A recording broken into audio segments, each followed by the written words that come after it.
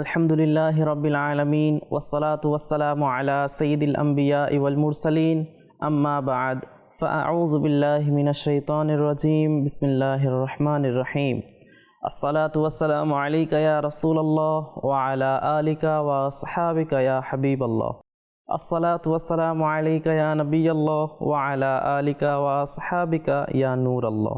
মাদানী চ্যানেলের দর্শকবৃন্দ, আবারও আপনাদের সামনে ধারাবাহিক অনুষ্ঠান কি কেন কিভাবে নিয়ে উপস্থিত হতে পেরেছি। দেশ প্রবাস যে যেখান থেকে দেখছেন সবাইকে আন্তরিক মোবারকবাদ ও শুভেচ্ছা। আসুন আমরা অনুষ্ঠানে যাওয়ার পূর্বে কিছু ভালো ভালো নিয়ত করে নেই, কেননা রাসূল পাক আলাইহিস সালাতু ওয়াস সালাম ইরশাদ করেছেন, নিয়াতুল মুমিনি খায়রুম মিন আমালি, অর্থাৎ মুমিনের নিয়ত তার আমল অপেক্ষা উত্তম। যে ইনশাআল্লাহ আমরা নিয়ত করে নেই যে এইখান থেকে যা কিছু শুনবো শিখবো ভরপুর আমল করার চেষ্টা করব ইনশাআল্লাহ তাআলা। আসুন আমরা আলোচ্য বিষয় কি সেটা জানার পূর্বে শোনার পূর্বে রাসূল পাক আলাইহিস সালাতু ওয়াস সালামের উপর দরুদ শরীফ পাঠ করার একটি ফজিলত শ্রবণ করি। যেমনইভাবে আত-তারগীব ওয়াত তারহিব নামক কিতাবের মধ্যে রয়েছে, রাসূল পাক আলাইহিস সালাতু ওয়াস সালাম ইরশাদ করেছেন, মান সাল্লা আলাইয়া ফি ইয়াউমিন আলফা মাররাতিন লাম ইয়ামুত হাত্তা ইয়ারা মাকআদাহু মিনাল জান্নাহ। অর্থাৎ রাসূল পাক আলাইহিস সালাতু ওয়াস সালাম ইরশাদ করছেন, যে ব্যক্তি আমার উপর 1000 বার দরুদ শরীফ পাঠ করবে সে ততক্ষণ পর্যন্ত মারা যাবে না, মৃত্যুবরণ করবে না, যতক্ষণ না দুনিয়াতে থেকেই জান্নাতে আপন ঠিকানা না দেখে নেয়। মাদানী চ্যানেলের দর্শকবৃন্দ, রাসূল পাক আলাইহিস সালাতু ওয়াস সালাম ইরশাদ করছেন দরুদ শরীফের ফজিলত। আমরা যে রাসূল পাক আলাইহিস সালাতু ওয়াস সালামের উপর দরুদ শরীফ পাঠ করব, এর ফজিলত কি, এর প্রতিদান কি? রাসূল পাক আলাইহিস সালাতু ওয়াস সালাম বললেন যে আমার উপর 1000 বার কোনো ব্যক্তি যদি দরুদ শরীফ পাঠ করে তাহলে ওই ব্যক্তি ততক্ষণ পর্যন্ত মারা যাবে না যতক্ষণ না সে দুনিয়াতে থেকে আপন জান্নাতে ঠিকানা দেখে না নেয়। তো আসুন না আমরাও নিয়ত করে নেই যে রাসূল পাক আলাইহিস সালাতু ওয়াস সালামের উপর দৈনিক 1000 বার দরুদ শরীফ পাঠ করব ইনশাআল্লাহ তাআলা। আসুন আমরা আমাদের আলোচ্য বিষয়ের দিকে যাই, যে আজকে আমাদের আলোচ্যর বিষয় হলো রোজা। আজকে আমরা রোজা সম্পর্কে জানব, রোজা কি, আমরা কেনই বা রোজা রাখব এবং রোজা রাখার পদ্ধতি কি ইনশাআল্লাহ। আসুন আমরা রোজা সম্পর্কে জানি যে রোজা এটা ফার্সি শব্দ যেটা আমরা বাংলায় ব্যবহার করে থাকি, কিন্তু এই রোজার জন্য আরবিতে ব্যবহার হয়ে থাকে আসিয়াম, অর্থাৎ বিরত থাকা, যেটাকে আমরা রোজা বলি। তো আল্লাহ তাআলা পবিত্র কালামুল্লাহ শরীফের মধ্যে ইরশাদ করেন, আউযু বিল্লাহি মিনাশ শাইতানির রাজীম বিসমিল্লাহির রহমানির রহিম ইয়া আইয়ুহাল্লাযীনা আমানু কুতিবা আলাইকুমুস সিয়াম কামা কুতিবা আলাল্লাযীনা মিন ক্বাবলিকুম লাআল্লাকুম তাত্তাকুন। সূরাতুল বাকারার একটি আয়াতে পাক। অর্থাৎ হে ঈমানদারগণ, তোমাদের উপর রোজা ফরজ করা হয়েছে, আবশ্যক করা হয়েছে, যেমনইভাবে ফরজ করা হয়েছিল তোমাদের পূর্ববর্তী জাতিদের উপর, কওমের উপর, উম্মতের উপর, যেন তোমরা তাকওয়া অর্জন করতে পারো। আল্লাহ তাআলা এই সূরা বাকারার এই আয়াতে পাকের মধ্যে ইরশাদ করছেন যে উম্মতে মুহাম্মাদের উপর রোজা ফরজ করা হয়েছে। শুধুমাত্র উম্মতে মুহাম্মাদের উপর রোজা ফরজ করা হয়েছে ব্যাপারটি এমন না, ব্যাপারটি এমন নয়, বরঞ্চ আল্লাহ তাআলা রাসূল পাক আলাইহিস সালাতু ওয়াস সালামের পূর্বে যেই সমস্ত নবী আলাইহিস সালাতু ওয়াস সালাম এবং যেই সমস্ত উম্মতগণ দুনিয়াতে এসেছেন সবার উপর রোজা ফরজ ছিল। যেমনইভাবে আল্লাহ তাআলা বলেছেন তোমাদের পূর্ববর্তী জাতিদের উপর, তোমাদের পূর্ববর্তী উম্মতদের উপরেও আল্লাহ তাআলা রোজা ফরজ করেছেন।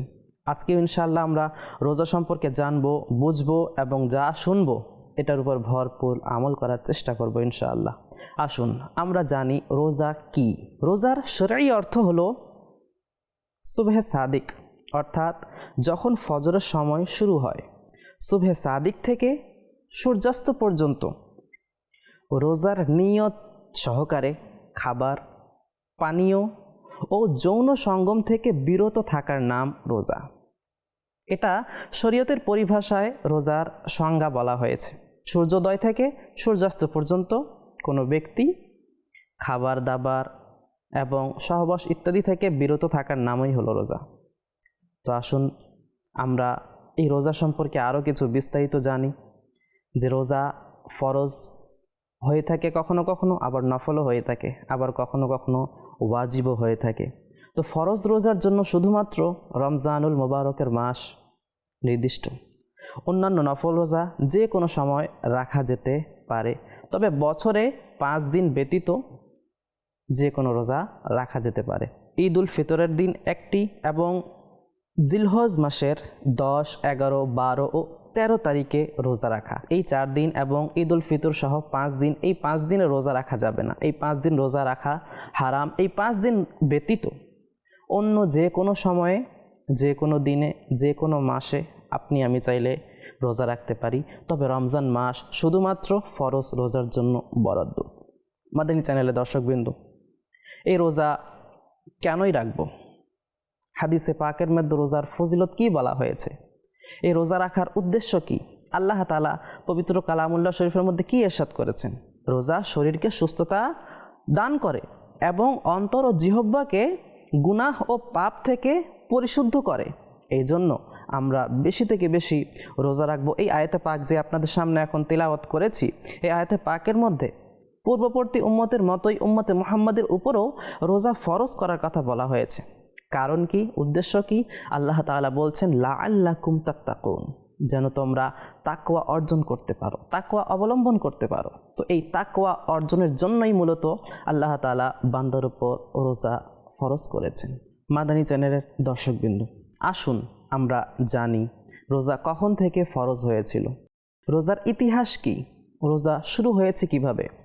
তাফসিরে সিরাতুল জিনান এর রচয়িতা হযরতে আল্লামা মাওলানা মুহাম্মদ মুফতি কাসেম আত্তারি দামাত বারাকাতুহুল আলিয়া, তিনি আপন তাফসিরের কিতাবের মধ্যে বলেন, রোজা একটি প্রাচীন ইবাদত। যেমনইভাবে কিছুক্ষণ আগে যে আপনাদের সামনে আয়াতটি তিলাওয়াত করলাম, এই আয়াতে পাকের মধ্যে আল্লাহ তাআলা বলেছেন, যেমনইভাবে তোমাদের আগের পূর্বের জাতিদের উপর, উম্মতের উপর রোজা ফরজ করা হয়েছিল। এ থেকে বোঝা যায় রোজা একটি বহু প্রাচীন ইবাদত। হযরতে আদম আলাইহিসসালাতু ওয়াসসালাম থেকে শুরু করে সমস্ত নবী আলাইহিসসালাতু ওয়াসসালামের শরীয়তের মধ্যে রোজা ফরজ করা হয়েছিল। এই কথাটাই ভিন্ন যে তাদের শরীয়তের মধ্যে নির্দিষ্ট দিন, নির্দিষ্ট সময় ছিল, আমাদের মধ্যে নির্দিষ্ট দিন এবং নির্দিষ্ট সময়, যা তাদের দিন ও সময় থেকে আমাদের ভিন্ন। কিন্তু সবার উপর আল্লাহ তাআলা রোজা ফরজ করেছেন। মনে রাখতে হবে রোজা কখন ফরজ হয়েছিল? উম্মতে মুহাম্মাদের উপর। রমজানুল মুবারকের রোজা 2 হিজরি 10 এই শাবানুল মুআজ্জম মাসের ফরজ করা হয়েছে, যেমনটি ফতোয়া শামির মধ্যে ইরশাদ করা হয়েছে। এবং তাফসিরে খাজাইনুল ইরফানের মধ্যেও বলা হচ্ছে যে মুফতি আহমদ ইয়ার খান নাইমি রহমতুল্লাহি আলাই এই আয়াতের ব্যাখ্যা করতে গিয়ে এই আয়াতের অধীনে তিনি ইরশাদ করছেন, এই আয়াতে রোজা ফরজ হওয়ার কথা বলা হয়েছে রমজানের রোজা 2 হিজরি 10 শাবানুল মুআজ্জম মাসে ফরজ করা হয়েছে। এই আয়াত দ্বারা এটিও প্রমাণ হয় যে রোজা বহু প্রাচীন ইবাদত। আমার মাদানী চ্যানেলের দর্শকবৃন্দ, আমরা যারা মুমিন মুসলমান, শুধুমাত্র তাদের জন্যই রোজা ফরজ করা হয়েছে এমনটি নয়, বরঞ্চ হযরতে আদম আলা নবিয়িনা ওয়া আলাইহিস সালাতু ওয়াসসালাম থেকে শুরু করে হযরতে ঈসা আলাইহিস সালাতু ওয়াসসালাম এবং হযরতে মুহাম্মদ মুস্তাফা সাল্লাল্লাহু আলাইহি ওয়াসাল্লাম এর সমস্ত শরীয়তের মধ্যে আল্লাহ তাআলা রোজা ফরজ করেছেন। কেননা রোজা ফরজ করার মূল উদ্দেশ্য হচ্ছে তাকওয়া অবলম্বন করা, তাকওয়াবান ব্যক্তি হওয়া। আর তাকওয়াবান ব্যক্তি সমস্ত ব্যক্তিদের জন্য আবশ্যক ছিল। তো আসুন আমরা জানি যে আমাদের রমজানুল মুবারক মাসে উম্মতে মুহাম্মাদের উপর রোজা আদায় করা আবশ্যক, ফরজ। এটা কি আরও অন্যান্য উম্মতের মাঝেও ছিল কি না, কতটুকু ছিল? তাফসিরে খাজিনের মধ্যে বলা হচ্ছে, তোমাদের পূর্ববর্তী জাতিদের বলতে বোঝানো হয়েছে হযরতে আদম আলাইহিস সালাতু ওয়াসসালাম থেকে শুরু করে হযরতে ঈসা আলাইহিস সালাতু ওয়াসসালাম পর্যন্ত সমস্ত নবী এবং তাদের উম্মতের উপরেও রোজা ফরজ ছিল, যদিও তাদের রোজার ধরন আমাদের রোজার ধরনের ভিন্ন ছিল। অর্থাৎ রোজা একটি প্রাচীন ইবাদত। অতীতে এমন কোনো জাতি ছিল না যাদের উপর আল্লাহ তাআলা রোজা ফরজ করেন নাই। এবং তাফসিরে আজিজিতেও বলা হয়েছে হযরতে আদম আলাইহিস সালাতু ওয়াসসালাম এর উপর প্রতি মাসের আইয়ামে বীজ অর্থাৎ চাঁদের 13, 14 ও 15 তারিখ এই 3টি রোজা ফরজ ছিল। আমাদের আদি পিতা হজরতে আদম আলাইহিস সালাতু ওয়াস সালাম তার উপরেও রোজা ফরজ ছিল এবং প্রতি মাসের আইয়ামে বিদ অর্থাৎ চাঁদের 13, 14 ও 15 তারিখে রোজা ফরজ করেছিলেন আল্লাহ তাআলা। এভাবে হচ্ছে যে মুসা আলাইহিস সালাতু ওয়াস সালাম এর অনুসারী উম্মতেরা অর্থাৎ ইহুদিদের উপরও আশুরার দিন রোজা অর্থাৎ 10ই মুহররমুল হারাম এবং প্রতি সপ্তাহে শনিবারের দিন আল্লাহ তাআলা রোজা ফরজ করেছিলেন। এবং হজরতে ঈসা আলাইহিস সালাতু ওয়াস সালাম তাদের উপরও আল্লাহ তাআলা রোজা ফরজ করেছিলেন। তো এভাবে আল্লাহ তাআলা বিভিন্ন নবী আলাইহিস সালাতু ওয়াস সালাম এবং তাদের উম্মতের মাঝেও রোজা ফরজ করেছেন। এভাবে আসুন আমরা জানি যে আমাদের নবী প্রিয় নবী সাল্লাল্লাহু আলাইহি ওয়াসাল্লাম ব্যতীত আরও অন্যান্য নবী আলাইহিস সালাতু ওয়াস সালাম কি রোজা রাখতেন কিনা। হযরতে আদম আলাইহিস সালাতু ওয়াস সালাম এর ব্যাপারে কিতাবের মধ্যে পাওয়া যায়, যেমনইভাবে কানজুল উম্মাল শরীফের হাদিসের মধ্যে বলা হয়েছে হযরতে আদম আলাইহিস সালাতু ওয়াস সালাম চাঁদের 13, 14 ও 15 তারিখে রোজা রাখতেন।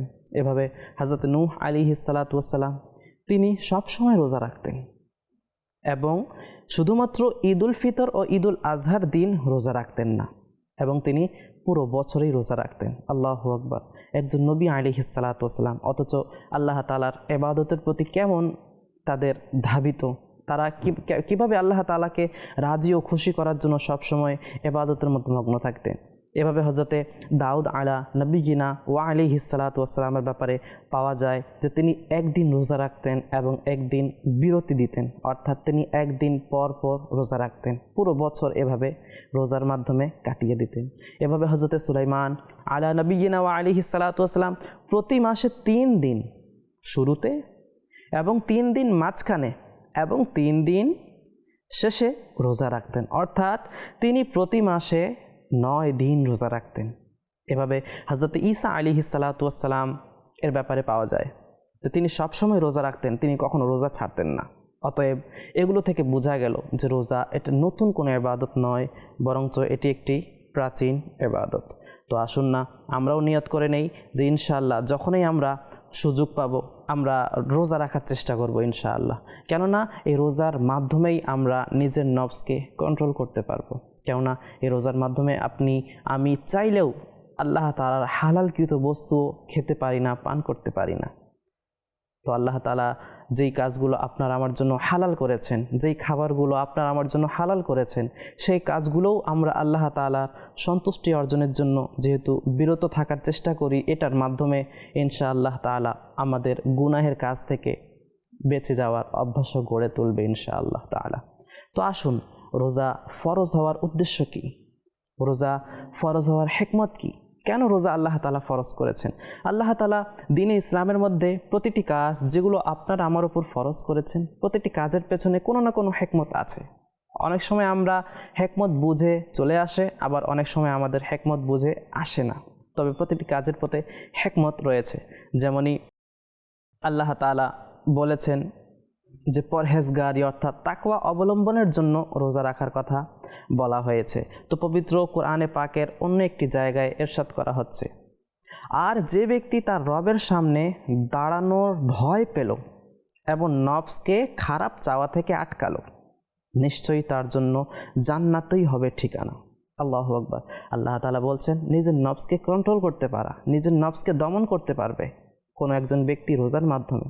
আর আল্লাহ তাআলা তার জন্য ঘোষণাও দিলেন, সুসংবাদও দিলেন যে তার জন্য জান্নাতই হবে ঠিকানা। তো এই জন্য আমাদেরও উচিত ফরজ রোজার সাথে সাথে নফল রোজারও অধিক পরিমাণে রাখার চেষ্টা করা।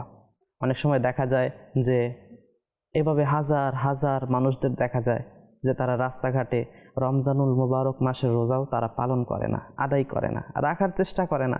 বলে হুজুর আমরা তো রিক্সা চালাই, বলে হুজুর আমাদের বিভিন্ন ব্যস্ততা আছে, আমাদের কাজ আছে, যদি আমরা রোজা রাখি দুর্বল হয়ে পড়ব। কিন্তু আমার প্রাণপ্রিয় ইসলামী ভাইয়েরা, মাদানী চ্যানেলের দর্শকবিন্দু, রোজা যদি আপনি রাখতে না পারেন এমন কাজ করার কারণে, তাহলে ওই কাজ ছেড়ে দেয়া, ওই কাজ বাদ দিয়ে দেয়া আবশ্যক। কেননা আল্লাহ তাআলা পবিত্র কোরআনে পাকের মধ্যে ইরশাদ করেছেন যে লা ইউকাল্লিফুল্লাহু নাফসান ইল্লা উসআহা। আল্লাহ তাআলা মানুষকে তার সাধ্যের বাহিরে, ক্ষমতার বাহিরে কোনো কিছুর আদেশ করেন না। তো আপনি আমি যতই বাহানা দেই, কাল কিয়ামতের ময়দানে যদি এই রোজা না রাখার কারণে, রব তাআলার নাফরমানি করার কারণে যদি কাল কিয়ামতের ময়দানে ফেঁসে যাই, সেক্ষেত্রে আমরা কি উত্তর দেব? তো আসুন না আমরা ভরপুর নিয়ত করি যে কমপক্ষে হলেও আমরা যেন ফরজ রোজাকে বাদ না দেই। যেমনইভাবে রসুল পাক আলাইহিস সালাতু ওয়াস সালাম ইরশাদ করছেন, এই রোজা মানুষের জন্য তাকওয়া অবলম্বনকারীর মাধ্যম, তাকওয়া অর্জনের মাধ্যম। কিভাবে? যেমনইভাবে রসুল পাক আলাইহিস সালাতু ওয়াস সালাম বলছেন, হে যুব সমাজ, তোমাদের মধ্যে যার বিয়ের সামর্থ্য রয়েছে সে যেন বিয়ে করে, কারণ এটি চোখকে নিচু রাখা এবং লজ্জাস্থানের হেফাজতের উপায়। এরপরে রসুল পাক আলাইহিস সালাতু ওয়াস সালাম ইরশাদ করছেন, আর যার সামর্থ্য নেই সে যেন রোজা রাখে, কারণ রোজা প্রবৃত্তি দমনকারী, উত্তেজনাকে দমনকারী। আমার মাদানী চ্যানেলের দর্শকবৃন্দ, এই হাদিসে পাকের মধ্যে যা আপনাদের সামনে এখন বর্ণনা করলাম, এই হাদিসটি হচ্ছে বুখারী শরীফের হাদিস। বুখারী শরীফের কিতাবকে বলা হয় আসাহুল কুতুব বাদা কিতাবিল্লাহ। আল্লাহ তাআলার পবিত্র কিতাবুল্লাহর পরে যদি বিশুদ্ধ কোনো কিতাব থেকে থাকে সেটি হচ্ছে বুখারী শরীফ। এখানে বলা হয়েছে, আমার রসুল পাক আলাইহিস সালাতু ওয়াস সালাম আমাদেরকে আদেশ করছেন, যারা বিয়ে করার সামর্থ্য রাখে না যেন তারা রোজা রাখে। এভাবে হযরত ইবনে আব্বাস রাদিয়াল্লাহু তাআলা আনহু থেকে বর্ণনা করেন, নবী পাক সাহেবুল আওলাক হুজুর নূর সাল্লাল্লাহু আলাইহি ওয়াসাল্লাম ইরশাদ করেন, সবরের মাস অর্থাৎ রমজান এর রোজা এবং প্রতি মাসে 3 দিন রোজা রাখা অন্তর এর অসুখ দূর করে দেয়। মানুষের অন্তর অসুস্থ হয়ে যায় না অনেক সময়? শুধুমাত্র শরীর অসুস্থ হয় এমনটি না, অনেক সময় অন্তর অসুস্থ হয়ে যায়। আল্লাহ তাআলার দরবারে কান্নাকাটি করতে ভাল লাগে না, দোয়া করতে ভাল লাগে না। অনেক সময় আসে, হুজুর অনেক ইচ্ছা রব তাআলার দরবারে সিজদা করব, রব তাআলার দরবারে উপস্থিত হয়ে কান্নাকাটি করে দোয়া করব, কিন্তু মন চায় না, অন্তর চায় না। শয়তান আমাদের ধোঁকার মধ্যে ফেলে রাখে। আল্লাহ তাআলাকে স্মরণ করুন। এই অন্তরের প্রশান্তি আল্লাহ তাআলা আপন ইবাদতের মধ্যে রেখেছেন, আপন জিকিরের মধ্যে রেখেছেন। আসুন আমরা এখন জানবো যে রোজা কাদের উপর ফরজ। রোজা কাদের উপর ফরজ? তাওহীদ ও রিসালাতের স্বীকারোক্তি দেওয়ার পরে, অর্থাৎ আল্লাহ তাআলার একত্ববাদ এবং রসুল পাক আলাইহিস সালাতু ওয়াস সালামের রসুল হওয়া এবং আল্লাহ তাআলার বান্দা হওয়া, এটা স্বীকার করার পরে, দিনের সব প্রয়োজনীয় বিষয়ের উপর ঈমান আনার পরে, যেমনভাবে প্রত্যেক মুসলমানের উপর নামাজ ফরজ করা হয়েছে, তেমনি রমজানুল মুবারকের রোজাও প্রত্যেক বালেগ আকেল মুসলমান, পুরুষ কিংবা মহিলা, তাদের উপর ফরজ করা হয়েছে। আসুন আমরা রোজা ফরজ হওয়ার কারণ কি, যেমনইভাবে ইসলামের অধিকাংশ আমল কোনো না কোনো আধ্যাত্মিক ও রুহানি ঘটনার স্মৃতি জাগ্রত রাখার জন্য নির্ধারিত হয়েছে। যেমন হাজিদের সাফা ও মারওয়া এর মধ্যে সাই করা অর্থাৎ দৌড়ানো, তা হচ্ছে হযরত সৈয়দাতুনা হাজরা রাদিয়াল্লাহু তাআলা আনহা এর স্মৃতিচিহ্ন। তিনি তার পুত্র হযরত ইসমাইল আলা নবিয়িনা ওয়া আলাইহিস সালাতু ওয়াস সালাম এর জন্য পানি খুঁজতে 2 পাহাড়ের মাঝে 7 বার হেঁটেছিলেন এবং দৌড়িয়েছিলেন, যার কারণে আল্লাহ তাআলা হযরতে সৈয়দাতুনা হাজরা রাদিয়াল্লাহু তাআলা আনহার এই কাজটিকে এতই পছন্দ করলেন যে আল্লাহ তাআলা হজ ও উমরা আদায়কারীর জন্য এটি ওয়াজিব তথা আবশ্যক করে দিলেন।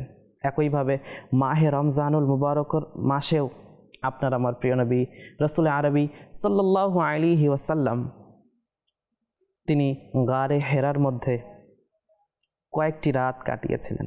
তখন তিনি রাতে আল্লাহ তাআলার জিকিরে মশগুল থাকতেন এবং দিনে তিনি কিছু খেতেন না। এটি আল্লাহ তাআলার কাছে এতই পছন্দ হলো যে আল্লাহ তাআলা মুমিন বান্দাদের উপর এই পুরো একটি মাসের রোজা আবশ্যক করে দিলেন, ফরজ করে দিলেন।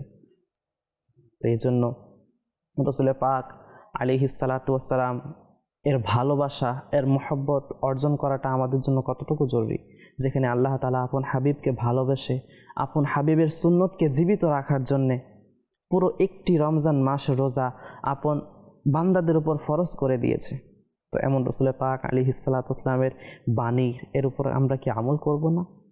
তার সুন্নতের উপর কি আমরা জীবন পরিচালিত করব না?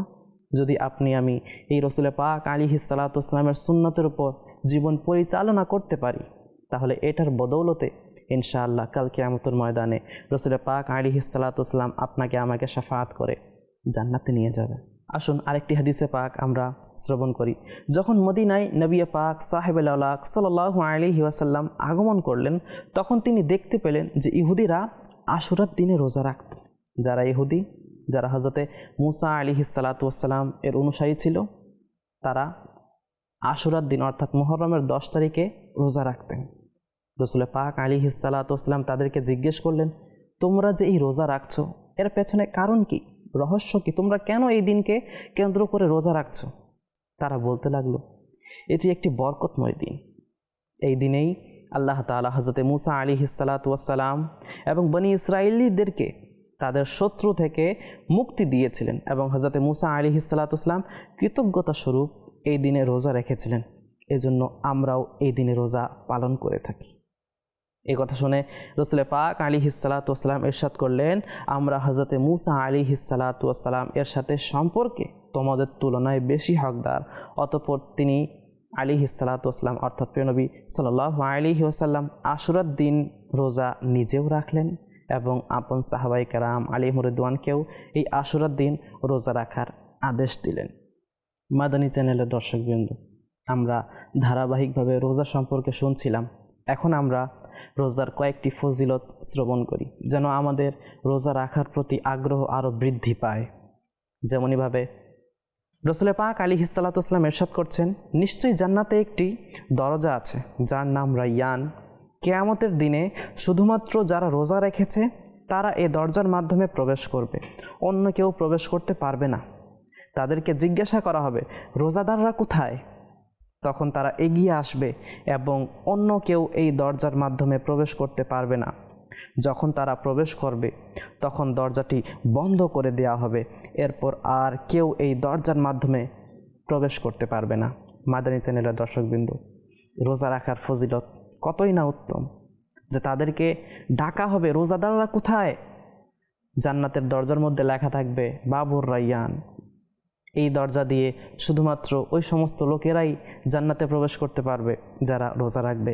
এমনইভাবে রাসূল পাক আলাইহিস সালাতু ওয়াস সালাম বুখারী শরীফের হাদিসে পাকের মধ্যে ইরশাদ করছেন, যে ব্যক্তি আল্লাহ তাআলার পথে একটি রোজা রাখবে, আল্লাহ তাআলা তার মুখকে দোজখ থেকে 70 বছরের দূরত্বে সরিয়ে নেবেন। আল্লাহু আকবার। অর্থাৎ যে ব্যক্তি আল্লাহ তাআলার সন্তুষ্টি অর্জনের জন্য একটি রোজা রাখে, আল্লাহ তাআলা তার মুখকে, তার চেহারাকে দোজখ থেকে 70 বছরের দূরত্ব সরিয়ে নেবে। তো যদি আপনার আমার রোজা রাখার কারণে আল্লাহ তাআলা আপনার আমার চেহারাকে দোজখ থেকে 70 বছরের দূরত্বে সরিয়ে নেন, তাহলে কি আপনি আমি জাহান্নামে যাব নাকি জান্নাতে যাব? আমরা একটু চিন্তা করি। এভাবে আরেকটি হাদিসে পাকের মধ্যে আল্লাহ রাসূল আলাইহিস সালাতু ওয়াস সালাম ইরশাদ করছেন, যে ব্যক্তি একদিন আল্লাহ তাআলার সন্তুষ্টি অর্জনের জন্য রোজা রাখে, আল্লাহ তাআলা তাকে দোজখ থেকে এত দূর সরিয়ে দেবেন যতদূর একটি কাক তার শৈশব থেকে উড়তে শুরু করে এবং বৃদ্ধ হয়ে মারা যায়। আল্লাহু আকবার। একটি কাক ছোটকালে জন্মগ্রহণ করেছে, শৈশব থেকে বড় হতে হতে হতে হতে হতে যখন বৃদ্ধ হয়ে মারা যায়, রাসূল পাক আলাইহিস সালাতু ওয়াস সালাম বলছেন, যেমনইভাবে একটি কাক যত দূর শৈশব থেকে উড়তে শুরু করে বৃদ্ধ হয়ে মারা যায়, আল্লাহ তাআলা তাকে জাহান্নাম থেকে এত দূরে রাখবেন। তেমনিভাবে আর দু একটি হাদিসে পাক আমরা শ্রবণ করি যে রাসূল পাক আলাইহিস সালাতু ওয়াস সালাম এই রোজার ফজিলত আর কি বলেছেন। যেমনইভাবে মুআজাবুল কবিরের হাদিসে পাকের মধ্যে ইরশাদ হচ্ছে, যে ব্যক্তি একটি নফল রোজা রাখবে, জান্নাতে তার জন্য একটি বৃক্ষরোপণ করা হবে যার ফল হবে ডালিমের চেয়ে ছোট এবং আপেলের চেয়ে একটু বড়, তা হবে মধুর মতো মিষ্টি এবং সুস্বাদু। কিয়ামতের দিন আল্লাহ তাআলা এই ফল রোজাদারদের খাওয়াবেন। আমার প্রাণপ্রিয় ইসলামী ভাইরা, আল্লাহ তাআলা রোজাদারদের জন্য, যারা রোজা রাখবে তাদের জন্য অনেক উত্তম প্রতিদানের ব্যবস্থা করে রেখেছেন। তো আসুন আজ থেকে আমরা নিয়ত করি, কমপক্ষে সোমবারের দিন আমরা রোজা রাখার চেষ্টা করি, নতুবা বৃহস্পতিবারের দিন রোজা রাখার চেষ্টা করি। রাসূল পাক আলাইহিস সালাতু ওয়াস সালাম নিজেও রোজা রাখতেন এবং সাহাবায়ে কেরাম আলাইহিম রিদওয়ানকে রোজা রাখার জন্য উৎসাহ প্রদান করতেন। যেমনইভাবে একটি হাদিসে পাকের মধ্যে রাসূল পাক আলাইহিস সালাতু ওয়াস সালামকে জিজ্ঞেস করা হয়েছে যে ইয়া রাসূলুল্লাহ সাল্লাল্লাহু আলাইহি সাল্লাম, আপনি সোমবারের দিন রোজা রাখেন কেন? তিনি বললেন, এই দিনে আমি জন্মগ্রহণ করেছি, এই দিনে আল্লাহ তাআলার পক্ষ থেকে আমার উপর ওহী এসেছে। তো আসুন না আমরা ওই সুন্নতকে জীবিত করি, পালন করার চেষ্টা করি। তো আসুন আমরা এখন জানবো যে আমরা এই রোজা কিভাবে আদায় করব। মাদানী চ্যানেলের দর্শকবৃন্দ, রোজার জন্য নিয়ত করা আবশ্যক। যদি আপনি আমি নিয়ত ব্যতীতই সারাদিন না খেয়ে না পান করে এমনিতেই কাটিয়ে দেই, তাহলে আপনার আমার রোজা হবে না। নিয়ত যদি না থাকে এই রোজা হিসেবে গণ্য হবে না। এই জন্য নিয়ত করা আবশ্যক। রমজান শরীফের রোজা হোক অথবা অন্য কোনো নফল রোজা হোক কিংবা নির্দিষ্ট মান্যতের রোজা হোক, যেমন কেউ শুনতে পায় এতটুকু আওয়াজে কোনো ব্যক্তি বলল যে রবিউল আউয়ালের প্রতিটি সোমবারে আমি আল্লাহ তাআলার সন্তুষ্টি অর্জনের জন্য রোজা রাখব। তো এইখানে নির্দিষ্ট করে সে কী করেছে? মান্যত করেছে, রবিউল আউয়াল মাসের প্রতিটি সোমবারে আমি আল্লাহ তাআলার সন্তুষ্টি অর্জনের জন্য নিয়ত করছি রোজা রাখব, মান্যত করছি রোজা রাখব। এটাকে বলা হয় নাজরে মুআয়্যান, অর্থাৎ নির্দিষ্ট মান্যতের রোজা। এই 3 ধরনের রোজা সূর্যাস্তের পর থেকে নিসফুন নাহারে শারঈ, যাকে আমরা দাহওয়ায়ে কুবরাও বলে থাকি, এই সময় পর্যন্ত যে কোনো সময় নিয়ত করলে হয়ে যাবে। এবং এই 3 প্রকার রোজা ব্যতীত অন্য প্রকার রোজা যদি এভাবে নিয়ত করা হয় তাহলে সেই রোজাগুলো আদায় হবে না। অর্থাৎ সেই রোজাগুলো হওয়ার জন্য শর্ত হচ্ছে আপনাকে রাতেই নিয়ত করতে হবে। নিসফুন নাহারের পূর্বে যদি আপনি নিয়ত করেন তাহলে সেই নিয়ত আপনার ধার্য হবে না। তো আমার মাদানী চ্যানেলের দর্শকবৃন্দ, আমরা শুনছিলাম রোজা সম্পর্কে, রোজা কি, কেন, কিভাবে আদায় করব, পালন করব, এর কিছু ফজিলত আমরা শ্রবণ করেছি। আপনাদেরকে আবারও বলবো, মাদানী চ্যানেল দেখতে থাকবেন এবং এই ধারাবাহিক অনুষ্ঠান কি, কেন, কিভাবে এটিও দেখতে থাকবেন। ইনশাআল্লাহ অনেক কিছু জানার ও শেখার থাকবে। আল্লাহ তাআলা আপনাকে আমাকে সঠিক বুঝার তৌফিক দান করুক, যা কিছু শুনেছি নিজে আমল করার তৌফিক দান করুক এবং অপর ইসলামী ভাইয়ের নিকট পৌঁছিয়ে দেওয়ার তৌফিক দান করুক। আমিন বিজাহিন নবিয়িল আমিন সাল্লাল্লাহু আলাইহি ওয়াসাল্লাম। দেখতে থাকুন মাদানী চ্যানেল বাংলা। সাল্লু আলাল হাবিব সাল্লাল্লাহু তাআলা আলা মুহাম্মদ সাল্লাল্লাহু আলাইহি ওয়া আলিহি ওয়াসাল্লাম।